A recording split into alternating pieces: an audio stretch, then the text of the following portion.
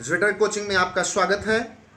और आज अभी हम आपको जो इन्फॉर्मेशन देने के लिए आए हैं वो इन्फॉर्मेशन ये है कि नीट का फॉर्म आ गया है और उस फॉर्म में उन्होंने जो नीट के टेस्ट का पैटर्न है उसमें कुछ बदलाव किया है। और पैटर्न क्या है? पैटर्न ऑफ द टेस्ट, यानी नीट यूजी का जो पैटर्न है उन्होंने जो उसके प्रोस्पेक्टस में लिखा है उसको पहले हम पढ़ते हैं, फिर हम आपको उसको समझाते हैं। उन्होंने लिखा है the test paper of NEET UG 2021 comprises of 2 sections. Each subject will consist of 2 sections. Section A will consist of 35 questions and section B will have 15 questions. Out of these 15 questions, candidate can choose to attempt any 10 questions. So the total number of questions and utilization of time will remain the same.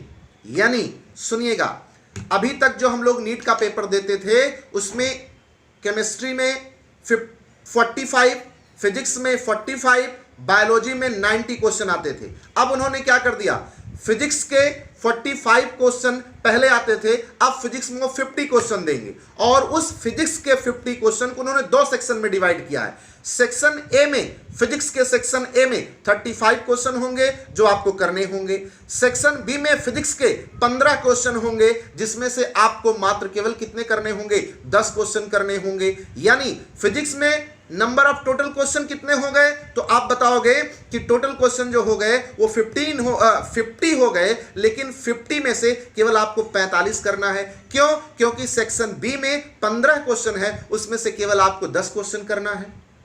तो और इसी तरीके से chemistry में पहले कितना आता था? 45, अब कितना आएगा? 50। 50 में केमिस्ट्री में कितने सेक्शन बनाएंगे? 2।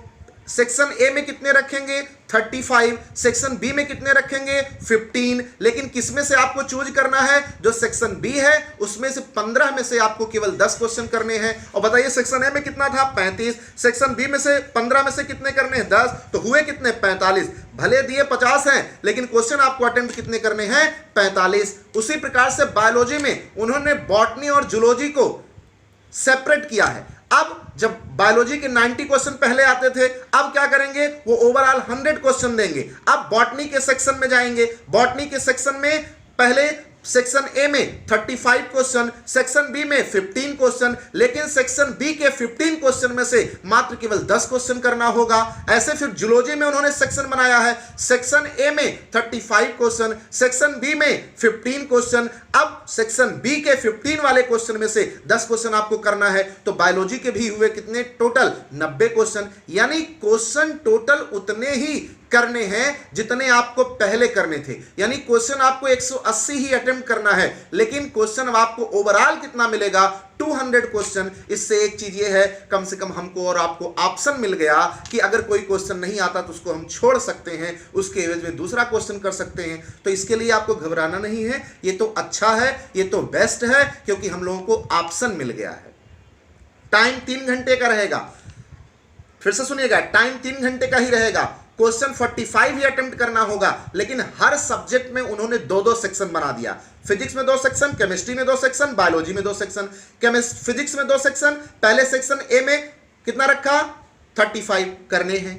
सेक्शन बी में कितना रखा? फिजिक्स के 15, कितने उसमें से करने हैं? 10। यानी ऑप्शन मिल गया। ऐसे केमिस्ट्री में करने हैं, कितने क्वेश्चन हैं? सेक्शन ए में 35 पूरे करने हैं, सेक्शन बी में 15, उसमें से कितने करने हैं? 10। ऐसे बायोलॉजी में सेक्शन बॉटनी और जूलॉजी बताया, बॉटनी में सेक्शन ए में कितना? 35 पूरे करने हैं, सेक्शन बी में कितना? 15, उसमें से आपको केवल 10 करने हैं। आपको ऐसे जूलॉजी में सेक्शन ए में कितना? 35 पूरे करने हैं, सेक्शन बी में कितना? 15 क्वेश्चन, उसमें से कितना करना है? 10 क्वेश्चन। यानी अब आपको सेक्शन बी जो बना करके दिया है उन सब में जो 15 क्वेश्चन दिया है उनमें से आप 5 क्वेश्चन छोड़ना है और 10 क्वेश्चन आपको करना है। यानी अब आपको ऑप्शन मिल गया है, तो अच्छा है, घबराने की जरूरत नहीं है, उसको आप करिएगा, उसी तरीके से आपको करना होगा। और अब आपके जो कोचिंग का हम टेस्ट लेंगे इसी पैटर्न पर टेस्ट लेंगे। सुनिएगा ध्यान से, आपका जो अगला टेस्ट होगा सेम इसी नीट के जो नीट यूजी पैटर्न उन लोगों ने दिया है, एनटीए ने दिया है, सेम उसी पैटर्न पर आपको हम पेपर कराएंगे। ठीक है ना?